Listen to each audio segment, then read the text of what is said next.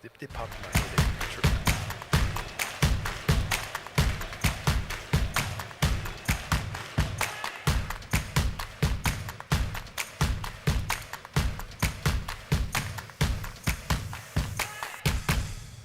Well, praise the Lord, everybody. Welcome to On Point, the number one Saturday morning Christian-based call-in talk show in America, live every Saturday morning from 9 a.m. to 10 a.m. Eastern Standard Time on any smart device at David G. Evans, the number one. David G. Evans, numeral one.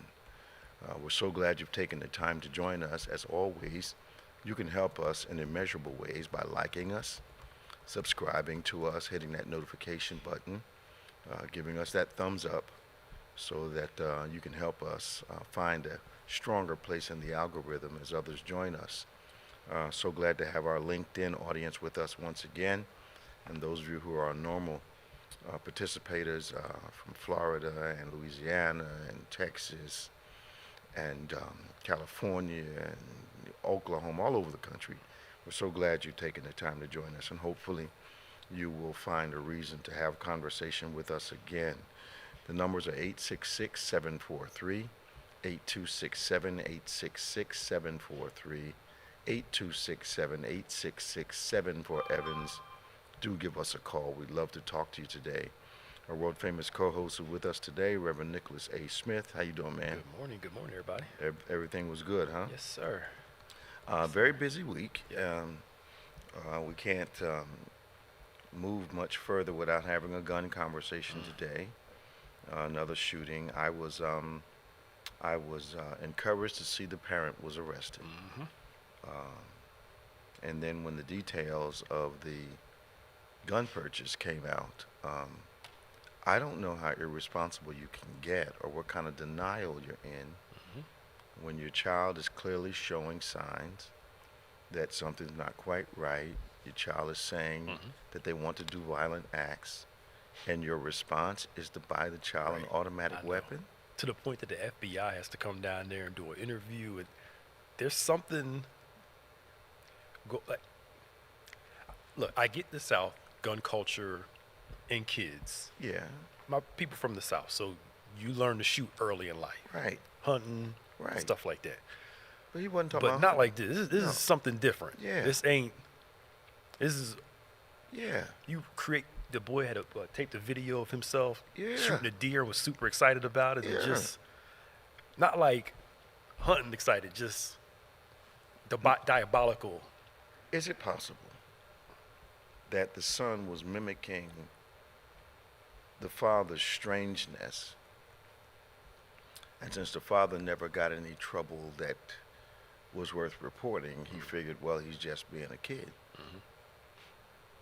But clearly, something's wrong in the household.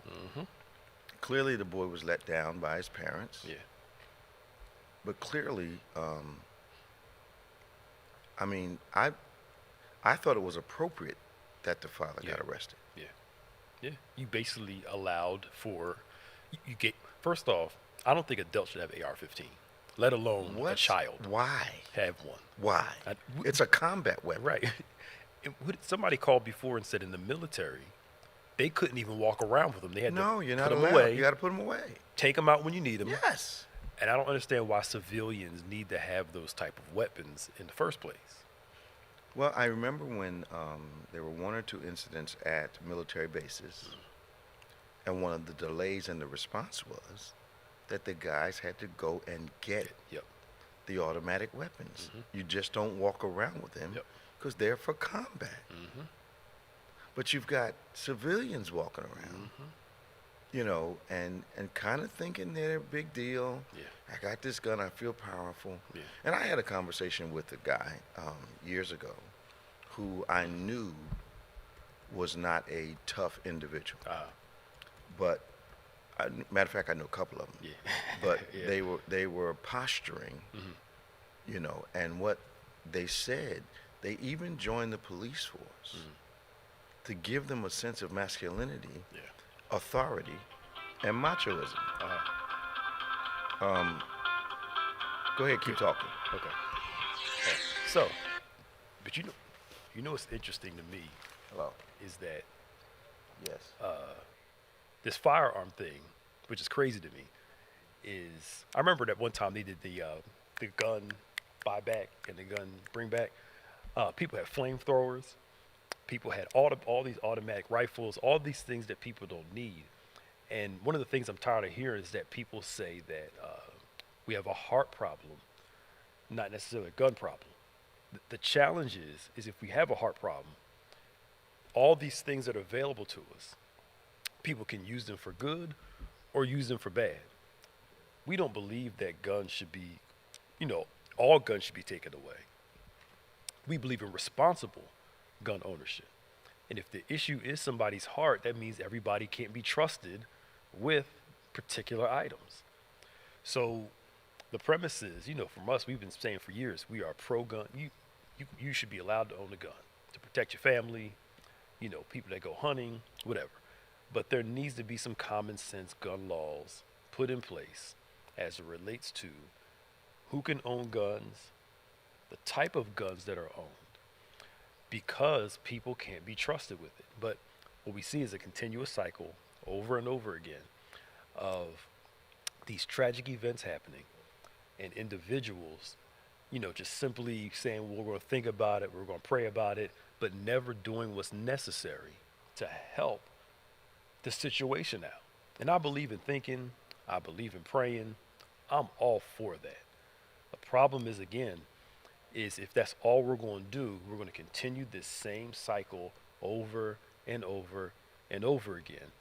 And parents, understandably afraid to send their kids to school every day because you just never know if you're going to get that phone call from your child while they're in school of something going down.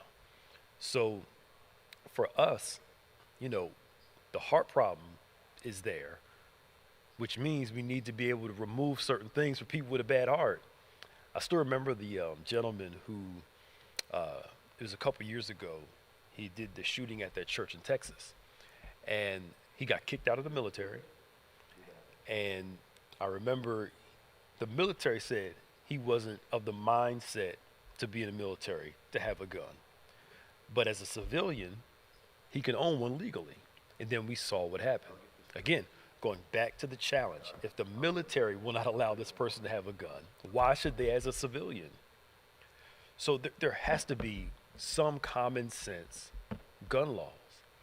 And as long as we keep everything open to everybody, like everything is just fine, like nothing's going to happen, we're going to continue to see these things, continue with that phrase, thoughts and prayers, with no action. Because again, yes, the issue may be the heart, but because the issue is the heart, maybe we need to be careful what people own. So sorry. Has common sense gun laws become an oxymoron? Yes, I believe so. Okay.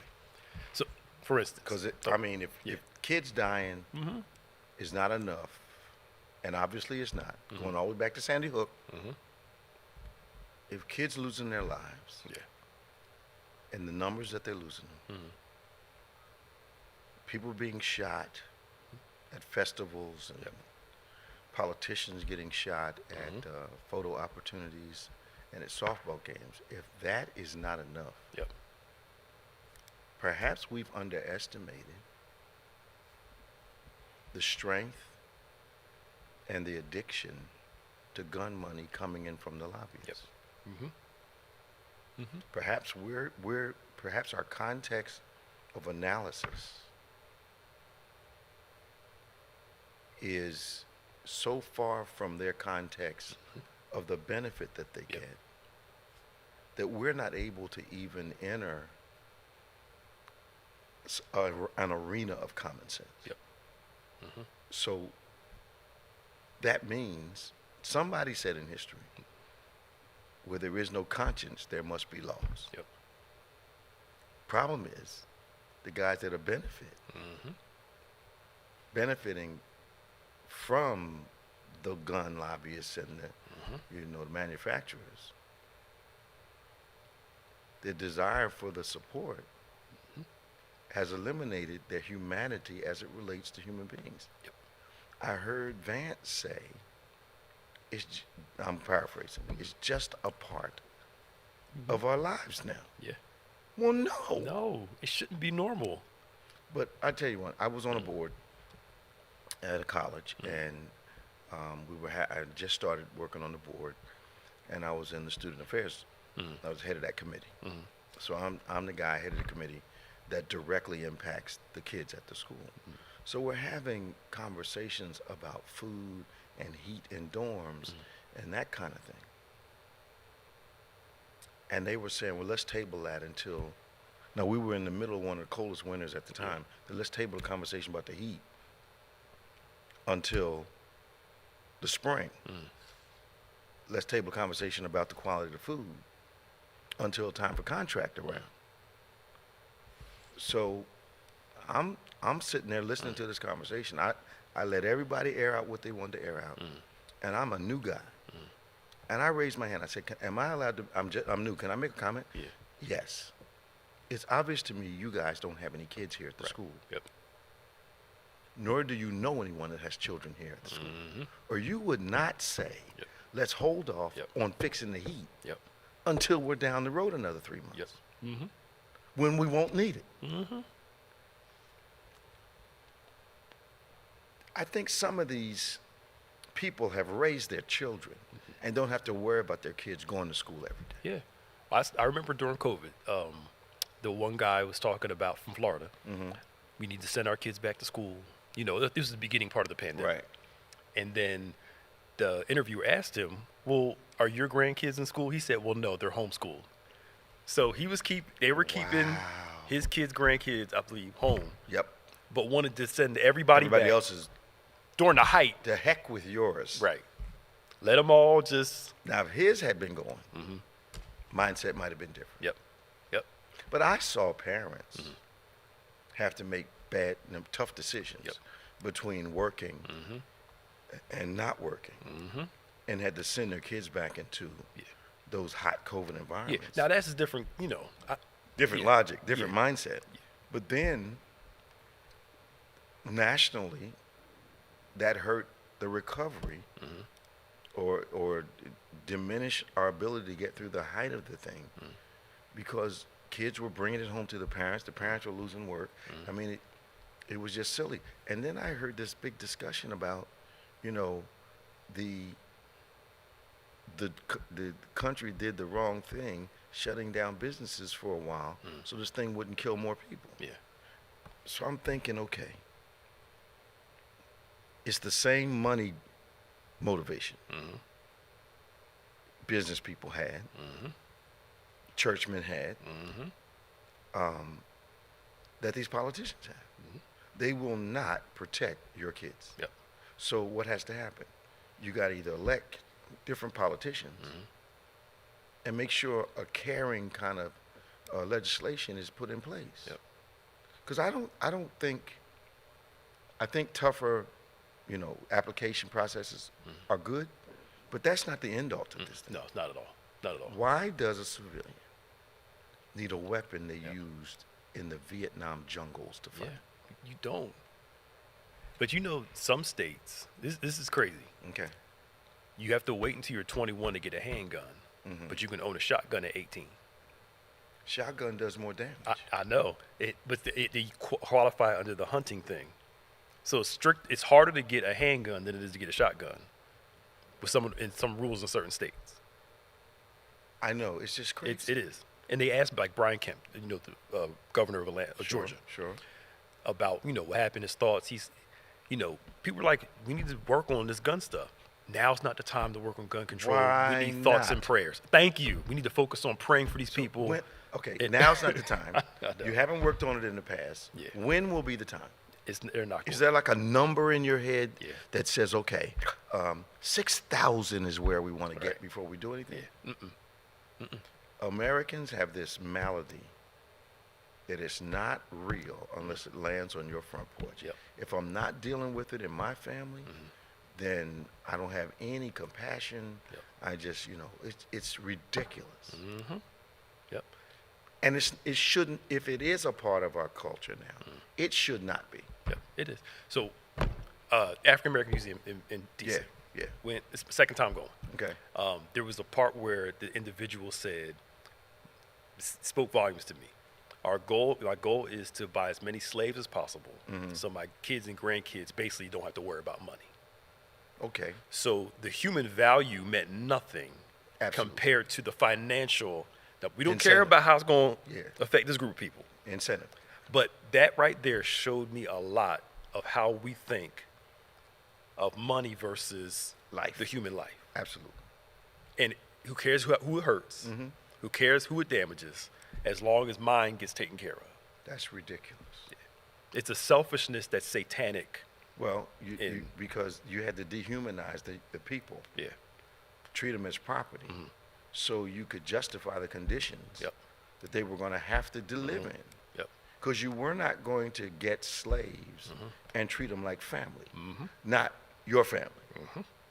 And I'm not talking about a pet status. Yep. I'm talking about a human being status. So they're part of the family. What part? Well, they can breastfeed the babies, Yep. and they can take out the trash, and they can even cook our meals. But ain't none of y'all cooking, ain't none of y'all breastfeeding, so it ain't family. Right. Exactly. Okay, But again, it just shows that devaluing of human life. It's For power so and money. pervasive now. Yeah. To me, it's offensive. Yeah. And I've said this a couple times over the last past years. I thought Sandy Hook Yeah. was going to be the turning point. Yep. I said, okay, now it's hit kids with money, in moneyed neighborhoods, in a different kind of school. These guys are going to rise to the occasion. Yep. The response was so muted, Pastor Nick, that I was flabbergasted. And I said to myself a dozen times, what's it going to take? Yeah. And then I saw their own politicians getting shot. Yep. And that's the crazy thing. If Trump would have moved his head to the side a little bit, he'd have been dead. Absolutely. Right? And they still wouldn't have said, let's ban these AR-15s. Nope. Presidents have been shot. Yeah. And they'll just Reagan was shot. keep going. It makes no sense. We got Robin from Bear, Delaware on line 1. We've got Danny from Lauderhill, Florida on line 6. Someone is occupying line 4. We don't know the name yet, but we have 2 lines open. You can give us a call, 866-743-8267, 866-743-8267, 866-7 Evans. Please give us a call.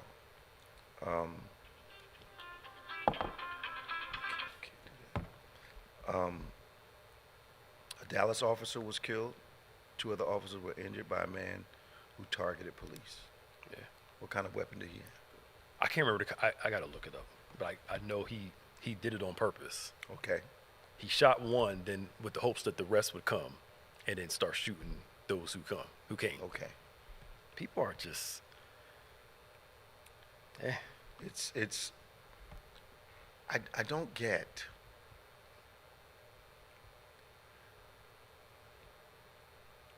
I wonder what his motivation was for attacking. Was it just a rebellion against authority? Yeah, it doesn't say. I think did he kill him? I don't get it.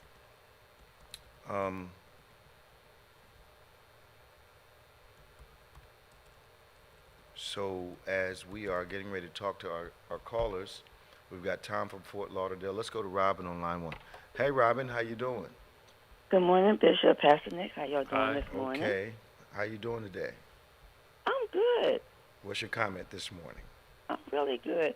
I just have really just one, and I have a question for you and Pastor Nick. But I just wanted to give an update on the information that I gave maybe a couple of weeks ago regarding the data breach. Okay. Well, it's not from Social Security. A lot of people have been calling Social Security, and Social Security says it's a scam, but it's from the National Public Data company that does background checks, the 2.9 million data breach. Okay. The 2.9 million people's information that was stolen. So it's not coming from Social Security. Okay. It's coming from the National Public Data Company. And what is the National Public Data Company? It's the company. If you, I think I sent it to Pastor Nick. If you read it, it's in CNN News USA Today as well. And it's the company that, when you're applying for a job and they do a background check, well, it's from the company that has all of our information that does the background check. Okay, so like if you apply for a job and the job requires a background check by the state police, they go to this agency. They don't actually do the background check themselves. Right. Yep. Now, are they one of the largest? Because that's only 2.9 million. Billion. I'm not even sure. 2.9 billion. Billion. Okay, 2.9 billion. Yeah. Pastor Nick corrected me. Yeah, Okay, so and this is nobody's fault. I'll talk about this once you're done, Robin. What's your other comment? Okay, you was talking about the gun issue. I don't understand how, if the military can't use those guns, how can the law be okay for people to be, the civil? That's a great point, Robin. Yeah. Yeah. They're not allowed to carry them. No. They're not allowed to carry them on the base, much less the street. Yes. But regular folk can carry them, and that's stupid. Like, who needs a flamethrower? Nobody. You can legally own flamethrowers, and people have them. For what reason? For what? What are you doing with them? Barbecue? I mean, just... You barbecue? But I did see somebody when it was snowing. He took his flamethrower out on his... that's how he... Melt the ice. He melt the ice. Melt the ice. But at the same time, do you really need... Does a civilian, a person, need that? A flamethrower. Right. But... Yeah, but this is the question I have for you and Pastor Wait a Nick. minute, you said two things. Now you done eased up on a third. And I just hope I answer wait a minute. You said two things. Now you eased up on a third thing. What's? But I'm sorry, Bishop. No, you're not. Go ahead. Okay. You're not sorry, but go ahead. Right, when you and Pastor Nick accepted Christ, and he chose, because y'all are chosen, you called and chosen. How did y'all get so anointed and able to teach us the way that y'all teach us? What was it that God did with you two for y'all to be the type of pastors, teachers that you are, and especially the love that you share and show to us? I believe, it's funny you're having this conversation because one of our Connections members called me and had asked us for a recommendation for a church. And I gave her the recommendation. And she recently called back and said she owed me an apology. And I said, why? She said, you have been teaching me for a while. I asked basically for a church. And in her mind, I'm summarizing everything. I was asking for another teacher. So she said she went to the church that I recommended, and she said it was scholarly, but there was no heart. Okay. She said when you and Pastor Nick are teaching us, we can feel your heart in what you're not giving us an oration, or I'm summarizing it. You're not giving us the intellect only of it. She said, because you guys are real smart. But he said, you're also giving us the heart of it. And she said, I apologize because I didn't want to offend you. I said, well, I wasn't offended because I think you need to be in a local church. And then she started talking about worship. And she had the same analysis, talking about Pastor Bush.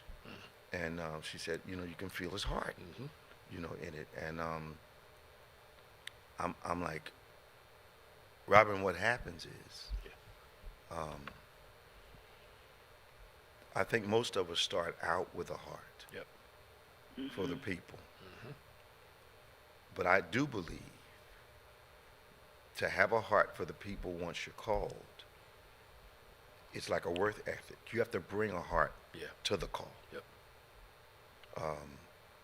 Now, I'm sure there's been some transformations, but we're speaking generalizations now. I believe that if you care for people and you're compassionate for people and God calls you to the ministry, those are part of the reasons that he's called you. And it means you come in with a relational mindset.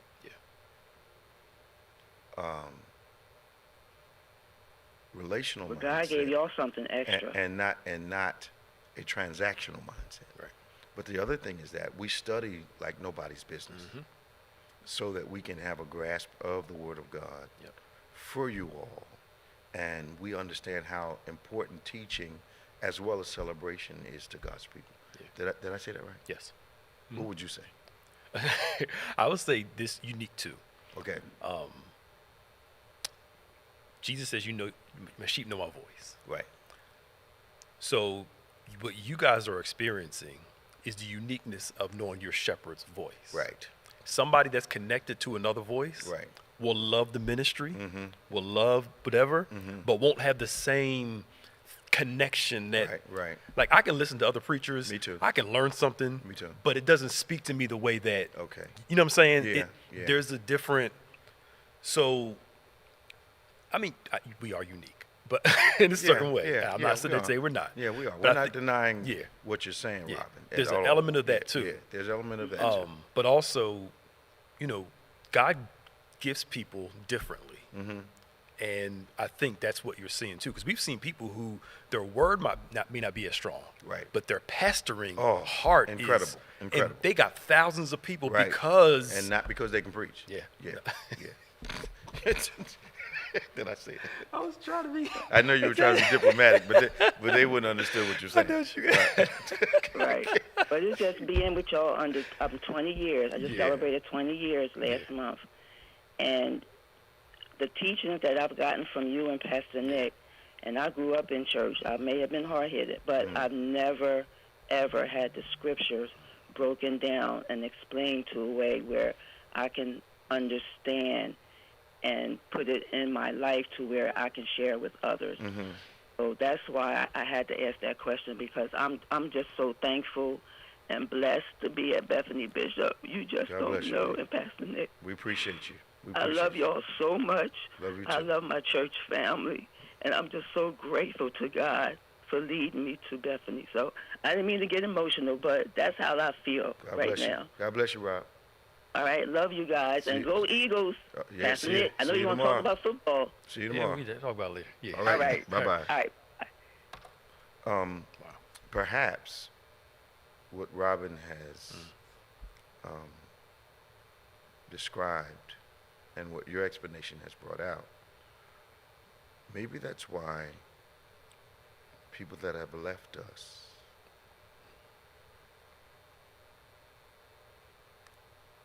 didn't think they were going to miss the heart. And that has kept them moving and frustrating and backing away when, like the prodigal, at one time you have to make up your mind. You know what? Something I said to Anthony yesterday, Bishop Anthony, I said, the harvest of the Father's words don't appear until the seeds of the Father's words don't appear until they're in the ground of rebellion. Yep.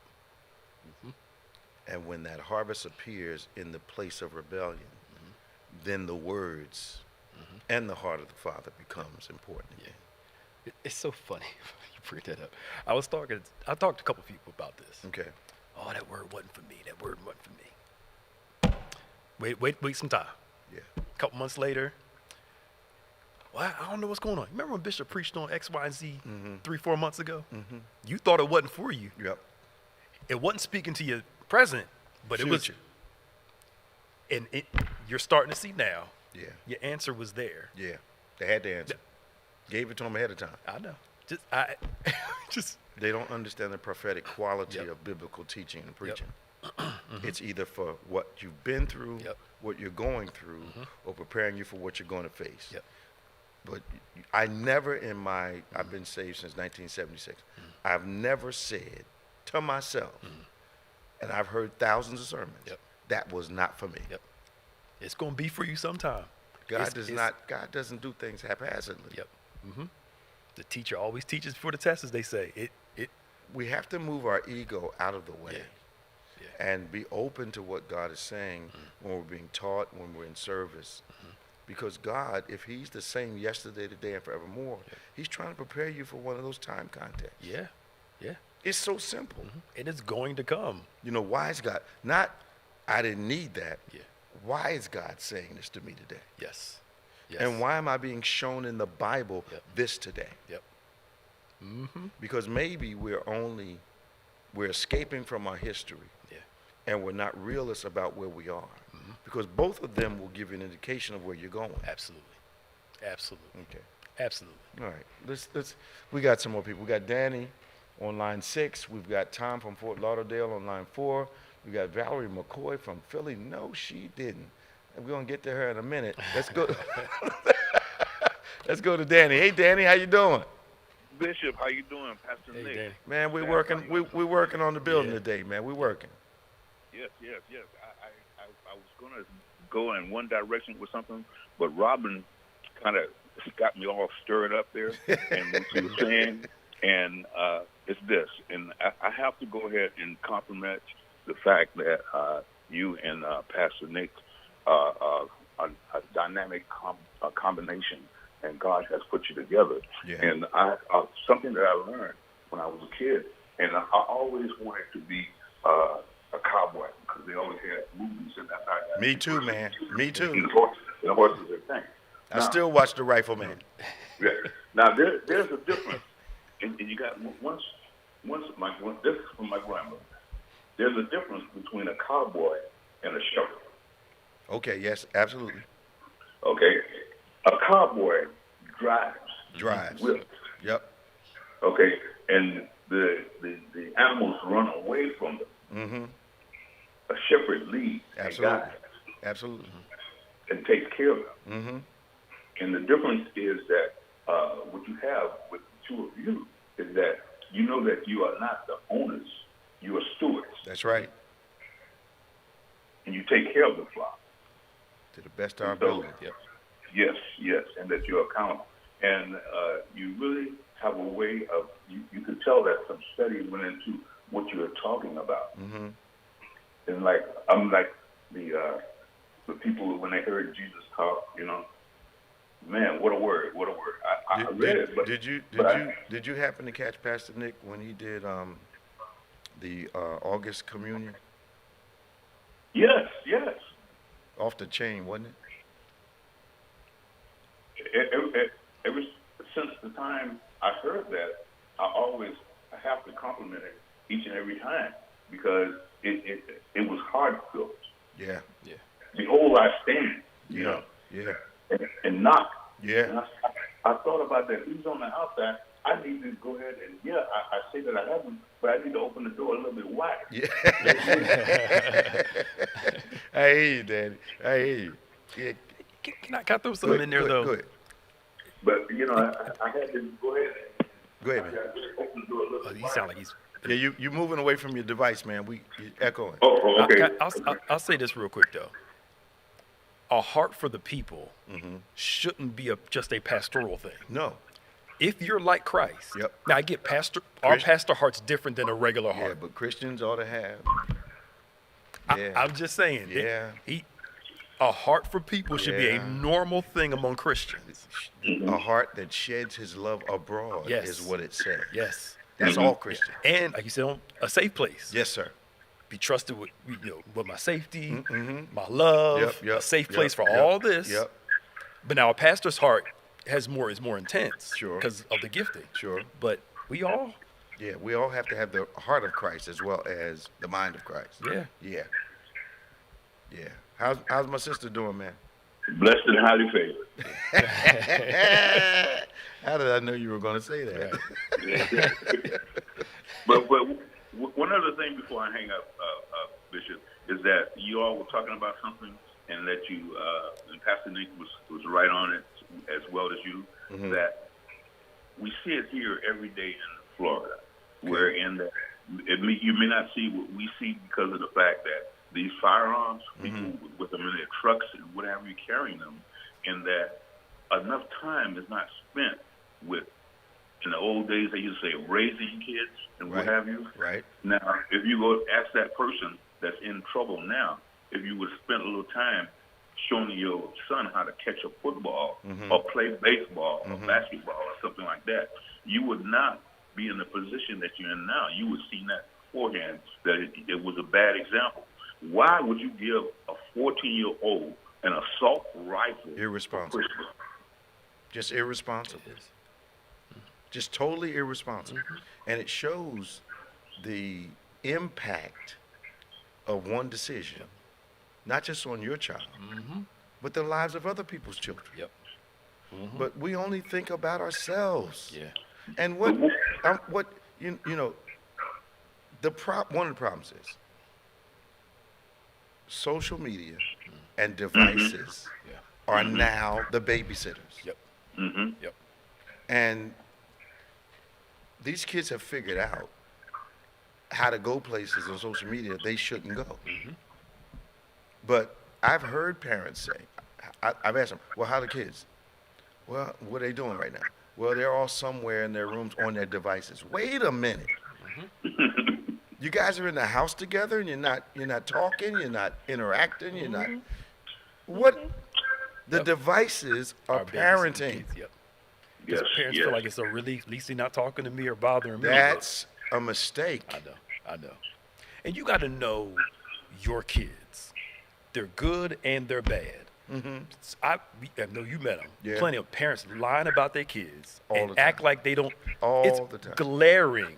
But Their you know child what? is off. Maybe because they've got everything else taken care of them, the TV, social media, YouTube. Because here's what I found.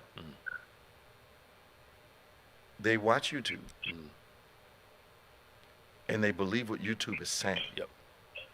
You got to be there to have a counter conversation. Yep. Now, and I get it. Sometimes some parents, they're tired, they don't want to hear it. Ray and Chan asked me so many successive questions that I'm like, but I gotta have an answer because they're getting these questions. They're not just coming out of their heads. They're questions reflecting what they're watching and what they're seeing.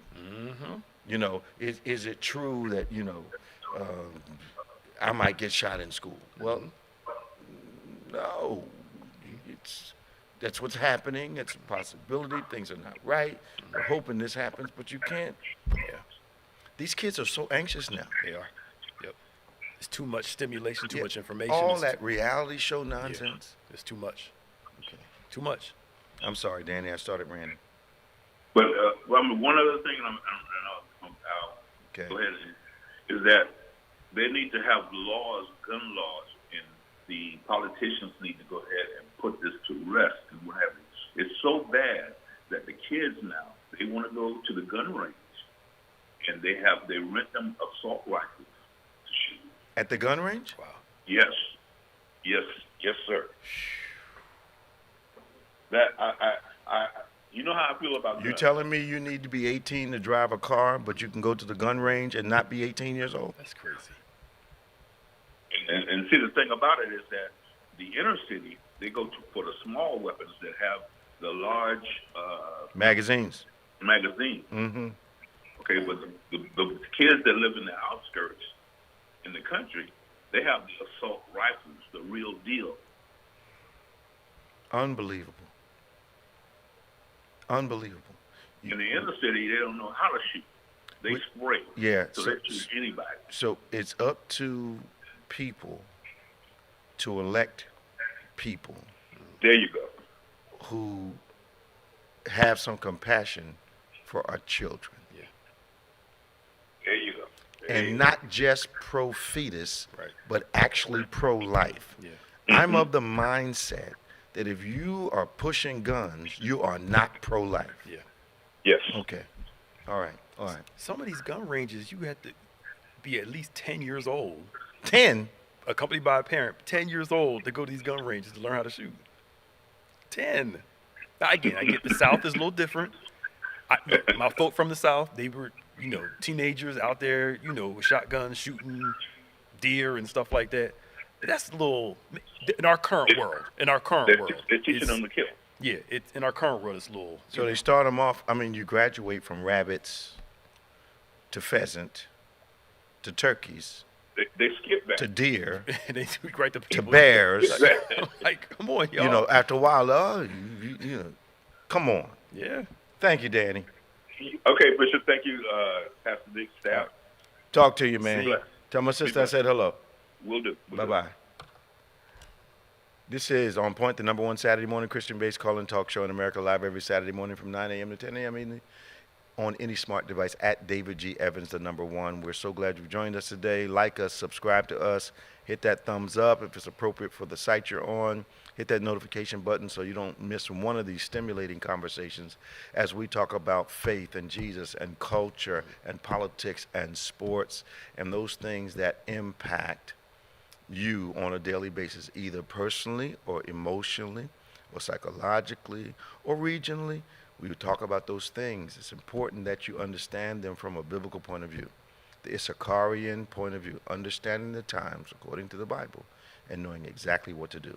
We're going to Tom from Fort Lauderdale and then Valerie McCoy from Philly. Wow.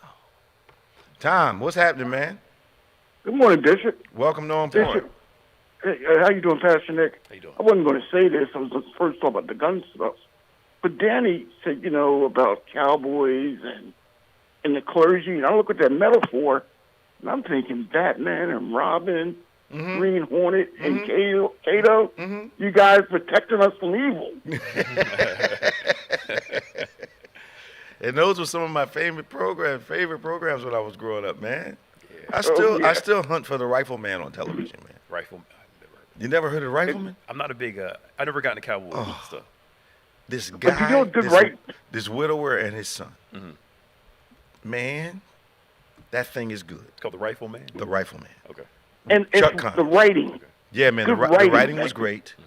Sam Peckinpah was one of the people that, you know, he was known for all the Wild Bunch and all this. Okay. But the Rifleman is classic. But the relationship between the father and the son is phenomenal. Okay. He's a farmer, got the whole thing going on. The stories are good, the dialogue's good. Okay. And, you know, he's known to do with a rifle that people do with a 6-gun. Okay. And I love the episodes when somebody either steals that boy.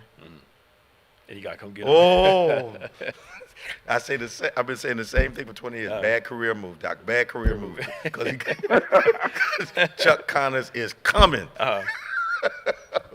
Rifleman. You'll love it. The father-son thing dynamic is just. Okay. I'm sorry, Tom. Go ahead, man. No. I went nostalgic for a minute there. I think one of the problems with the gun law is it was written a long time ago. The Second Amendment was put into in the 1800s when they had muskets. Okay. And we have to forget that an AR-15 ain't no musket. It sure is. And the reasoning behind that law was in case somebody was trying to overthrow the government. Okay. You're not going to do it today. Not today. These tanks are going to. We have to forget that whole Second Amendment anchor they got going on is irrational. No. Correct. It's beyond that. And something else happened to me years ago, Bishop. It bothered me off and on. We talk about the South. Yeah. Man, my grandparents had loaded guns. Okay. Oh, I don't know that. I'm a kid. I'm 12 years old. Okay. My grandfather hands me his loaded gun. Why? We're down south there, all loaded. I pointed at my brother. My mother goes, do not point guns at your brother. Okay. So I move it and pull the trigger. That round went through the wall, through the neighbor's couch. No. Out the other, yes. Bishop, that bothered me for a long time. I was a kid. And, you know, if my mother didn't say that, I probably would have blew my brother away. My goodness. That's the. My grandfather, you know, South. They out there. They had shotguns. We knew not to touch them. Okay. You better not touch them. Oh, penalty of death. But it was guns. Penalty of death. It was locked normal. them up, but they're normal. I mean, he lived in the country, so you had to have. They weren't going to load them when they needed them. Yeah. Yeah. Only when you needed them. Now, we were allowed to play with BB guns the older we got and stuff like that. But outside of that, but it's different. Yeah, man. Yeah, they had guns all over the place. And, Bish, I want to leave you with this one. What do you think about Caitlin Clark and his swoops getting fired? Swoops getting what? She didn't get fired. She didn't work for the WNBA. Yeah, they removed her from the broadcast and put Nancy Lieberman in there. I guess so, yeah. Yeah. 'Cause they got some I thought they also terminated her yesterday. issue. Oh, Maybe I maybe got that something wrong. happened yesterday. Oh, okay, I didn't see Okay, maybe. Well, here's the problem. And I'll use some history.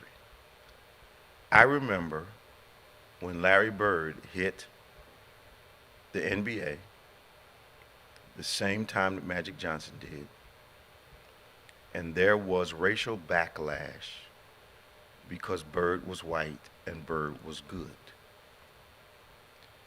It is much less now with this guy named Jokic. They say he's slow. They say he's this, and I think all those shaming words are trying to compensate for the fact that these guys can play ball. But there was a racial element that was very dominant. You know, people didn't want to give Larry Bird credit because he was white.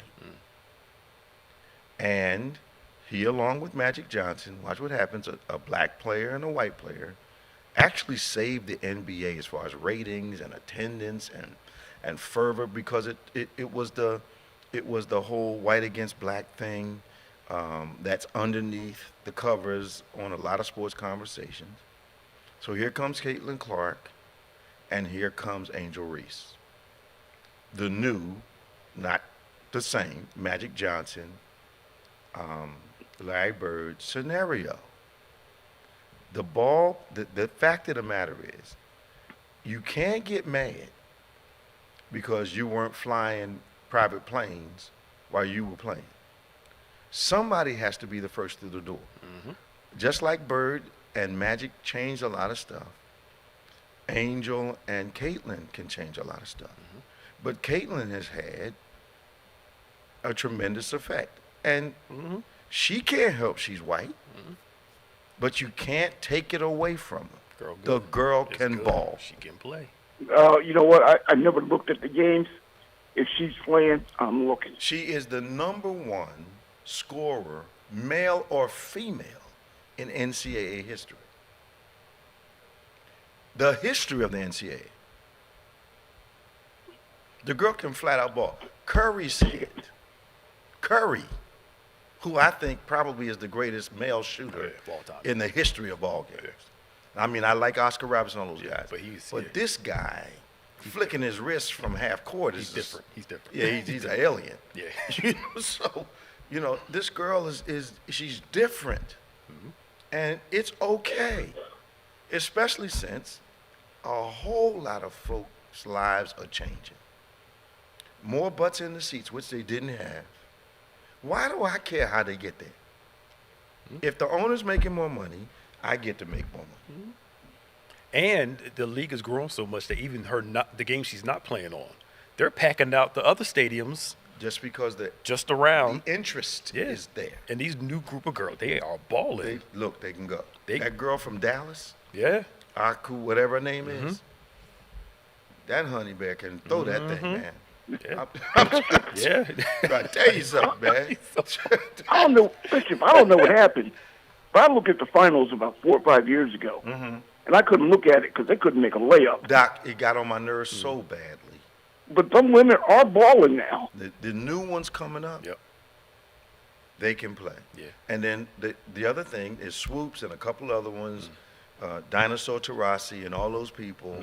They decided it was going to take her 3-4 years to catch her rhythm. Well, no. It took her 6 months. Took a half season. And then they didn't take her to the Olympics, and girlfriend got a chance to get some leg rest. And she been on a tear ever since. Oh, yeah. But they're all going to make more money. She did get that contract with the sneaker people, like $20 million.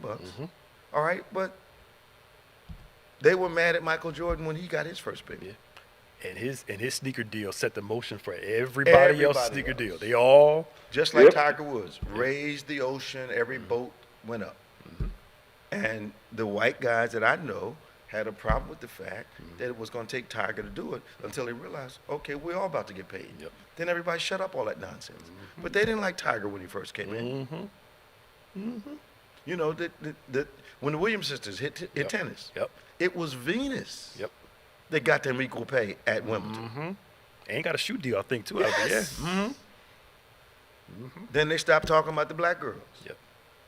Then they started splitting them up so one of them could get defeated on the way up, hopefully. But people somebody has to change the dynamic. And you don't and get to choose who that is. You just said a key one. With tennis, equal pay for equal performance. That's right. Became obvious in that scenario. All day long. Hey, listen, that was it for me, but all right, man. I'm just thinking about, Batman and Robin. I'm going to go home and think about that all day now. All right, man. Talk to you now. Y'all take care. Bye-bye. Our last caller of the day, Valerie. Yo, Val. Hi. How you doing? I am wonderful. How are you? We're doing blessed and highly favored, all that religious language. We're doing wonderful. Your thing popped up on my Facebook. I was looking at some family pictures, and it came up and said, Bishop Evans is live. And I said, well, let me go over here and see this real quick. And then I saw the number at the bottom, and you said you had 2 people on the phone. I said, no, he's about to have 3 people on the phone. How's everybody doing?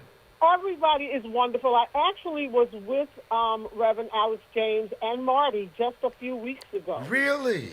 Yes, and we were talking about possibly coming over to visit you because I told them, I said, I haven't seen him since Revelation. Right. I have not seen you. I haven't been to your church. I haven't. It's been so long. Shame. But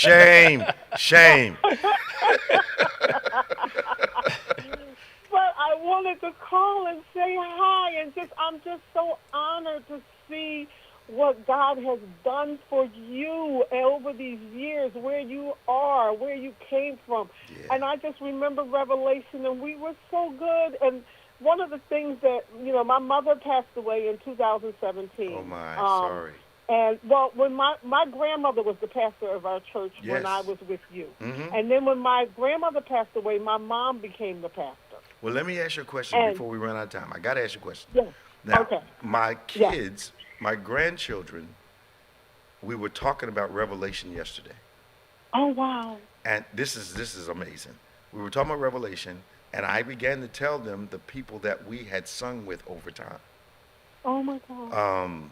Clark Sisters and the Who's Who, and then on the secular side, the Stylistics up at the high school and all that stuff, and how popular the group was.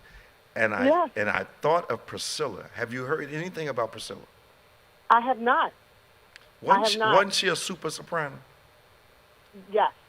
Absolutely. Oh. Absolutely. Yes. Oh, she was a super soprano. Yes. It was crazy. I think she was ahead of her time. Oh, my goodness. Of course she was. So I talked to Alex occasionally. I talked to Mac occasionally. Uh-huh. They told me because they were like, we have to get together and go over there. They was like, how have you not been? I said, Because ain't none of y'all saved. Ain't none of y'all saved. Well, here's the deal. When my mom became pastor, everybody's like, "Oh, you have to raise up in this." But I was so rebellious at the time because Who you, Val? I was. No. I was right there to help her. Not the Valerie. I know. No. I tell people all the time, I was born and raised in the church, so much so that my mom almost delivered me on the front seat. Okay, but here's the thing. It was so much church that I was just sick of it. Okay. And so I got to the point where I was there for her because she needed help, so I was right by her side. So I was in church, but church wasn't in me. Okay. And to be totally honest with you, I didn't even seek the Lord the way that I should have until my mother passed away. I hear you. And so it was 2017, 2018 when it hit me that God had allowed me to be here and do everything that I wanted to do, and that it was time for me to be His and only His. And so that's where I am in life now. I hear your That's where I am. I was in a band for 30-some years, and I sang all over the place. I was on stages with people. I was doing Aretha Franklin and Patti LaBelle and Gladys Knight. I did all of that stuff. Yeah. And now people are like, oh, why don't you stop singing in the band? You could do both. I was like, no, you don't understand. I did that for a long time. But it's time for me to this voice only gets lifted when it's being lifted for Christ. My children asked me yesterday, why don't you all get back together?